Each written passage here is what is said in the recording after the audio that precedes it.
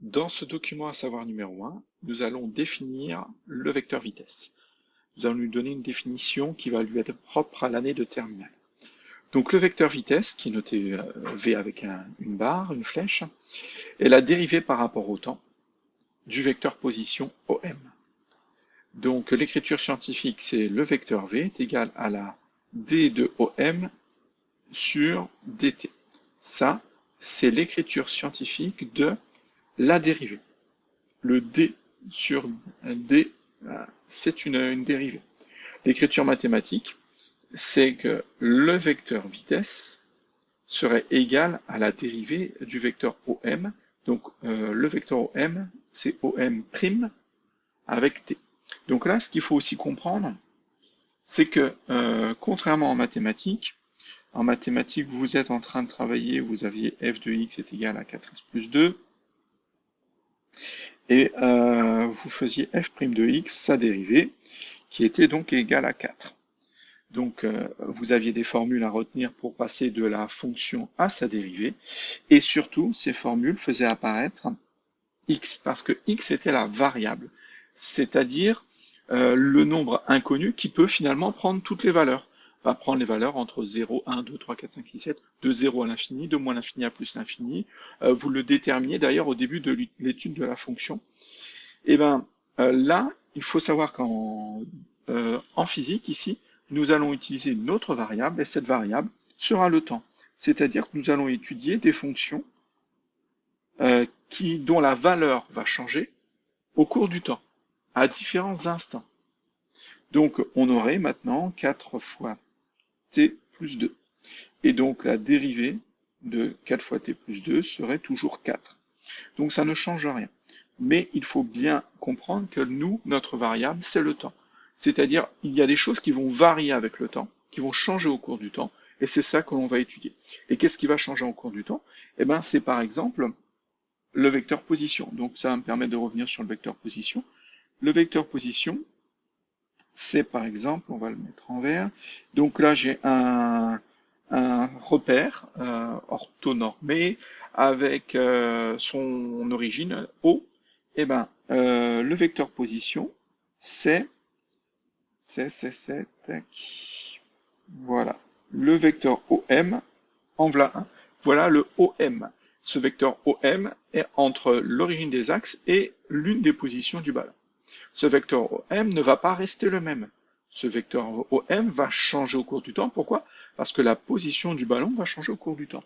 C'est-à-dire que le vecteur OM, après, aura, par exemple, sera comme ça, quelques instants après. Donc je vois bien que le vecteur OM change. Il change au cours du temps.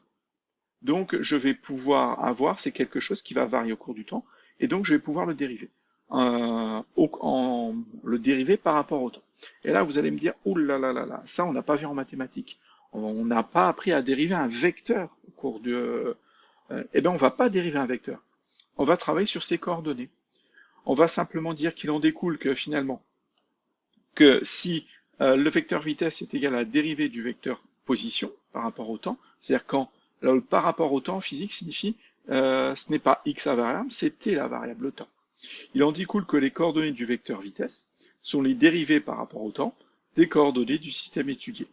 C'est-à-dire que si j'ai le vecteur OM aura pour coordonnées x et y, alors Vx, qui est l'abscisse du vecteur vitesse, et Vy, l'ordonnée du vecteur y, vont pouvoir être calculés en disant que Vx, c'est la dérivée de l'abscisse du vecteur position, et Vy, c'est la dérivée de l'ordonnée du vecteur position.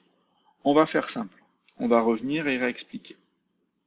Sur la petite photo, donc je vous avais dit que, donc on va le faire en rouge pour que ce soit plus visible. Là c'est x, là c'est y. Donc mon vecteur OM a pour coordonnées x, point virgule, y. D'accord? Mon vecteur vitesse, il serait par exemple ici. Pas très tangent ma trajectoire, mais c'est pas grave. Mon vecteur vitesse, c'est la dérivée du vecteur position. Mais mon vecteur vitesse a aussi des coordonnées. Ces coordonnées vont pouvoir se lire ici, Vx et Vy. Donc Vy est ici, Vx est là.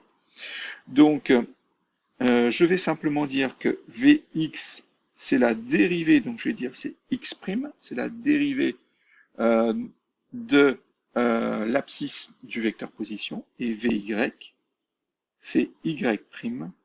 Donc, ou pour en physique, c'est dx sur dt et dy sur dt. Ensuite, à quoi vont ressembler finalement les x et... Eh bien, je vois, alors je vais revenir, excusez-moi, je vois que x varie au cours du temps. X avait cette valeur-là au premier point, et x aura donc cette valeur-là, ici, pour le quatrième point. Donc x va changer au cours du temps. Donc on aura une expression qui sera justement éventuellement de ce style. Donc on aura des expressions, x pourra être égal par exemple à donc, un nombre fois t plus un autre nombre. Donc comme on vient de dériver, x pourra avoir la forme aussi un nombre, donc 5 fois t au carré plus 3 fois t plus 2, par exemple, et c'est à peu près tout. Voilà le type d'expression qu'il va falloir savoir dériver. Donc quelque chose de simple. Je vous rappelle que ici, à ne pas confondre, x est la fonction, t est la variable. D'accord? Donc la dérivée de ça, ça donne donc x' de t qui sera noté en physique d de x sur dt. Ça sera égal à 4. Et ici, donc x' de t, qui sera noté en physique dx sur dt, sera égal à la dérivée de 5 fois t au carré. Le carré passe devant, ça fait 2 fois 5 fois t. Et je retire une valeur à l'exposant, donc c'est 2 moins 1, donc ça fait 1. Plus ici 3t, je dérive, ça fait 3. Et le 2 plus 2, je dérive, ça fait 0. Donc ça fait 10 fois t plus 3.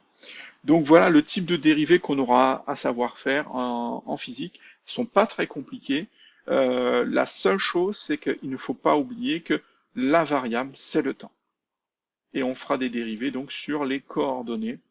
Donc c'est ça qui est important, c'est qu'on ne va pas dériver les vecteurs, mais on va dériver les coordonnées du vecteur OM pour avoir les coordonnées du vecteur V.